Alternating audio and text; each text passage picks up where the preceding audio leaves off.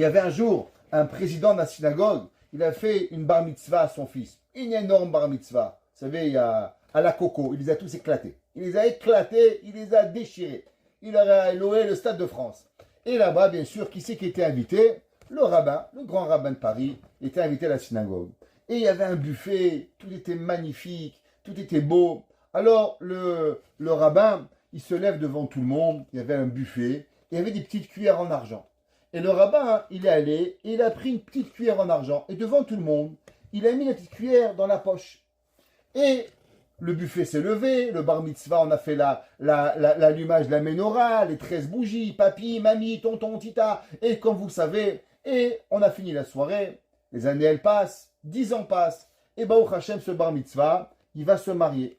Alors on ressort l'argenterie, et on ressort 400 fourchettes en argent, 400 cuillères, 400, et là on colle des petites cuillères. Et là on compte 399 petites cuillères. Et là tout le monde dit, mais elle est passée la petite cuillère. Et là il y a une grand-mère qui se rappelle, dit, mais moi je me rappelle, le rabbin, le voleur, il a volé la cuillère devant tout le monde. Vous vous rappelez pas, le rabbin, il a volé la cuillère? Alors le président dit, bien sûr je me rappelle maintenant. Alors il va voir le rabbin, il dit, monsieur le rabbin, vous vous rappelez, il y a 10 ans de ça, par erreur, peut-être, sans faire exprès, vous n'avez pas rendu compte, vous avez pris une petite cuillère, vous l'avez mis dans la poche. Et il dit, oui, mais dites-moi, votre fils, il met téphilines? Il dit, monsieur le rabbin, c'est quoi le problème de téphilines? La petite cuillère, vous l'avez ou vous l'avez pas? Il dit, dites-moi, une petite question. Votre fils, il met téphilines ou il met pas téphilines? Il dit, monsieur le rabbin, mais je comprends pas. Je vous parle d'une petite cuillère, vous me parlez de téphilines. Il dit, ok, revenez me voir demain matin.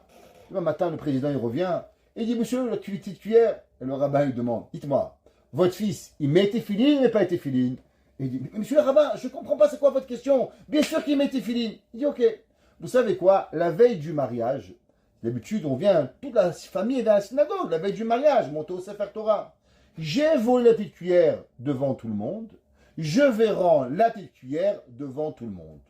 Et le président, tellement content, qu'il va enfin attraper le rabbin ayant volé quelque chose. Alors le rabbin, il arrive à l'heure à la synagogue, il n'a pas l'air très en air, très calme, comme ça, très serein. Et qui c'est qui arrive?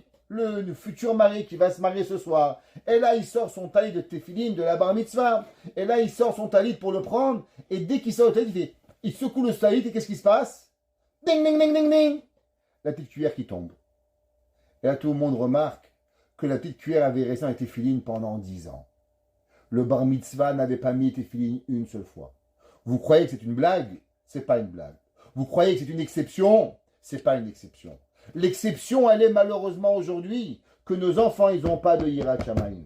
Vous savez pourquoi? Parce qu'on est occupé à tout leur apprendre. À part une seule et unique chose. Apprendre la Yirat Shamayim.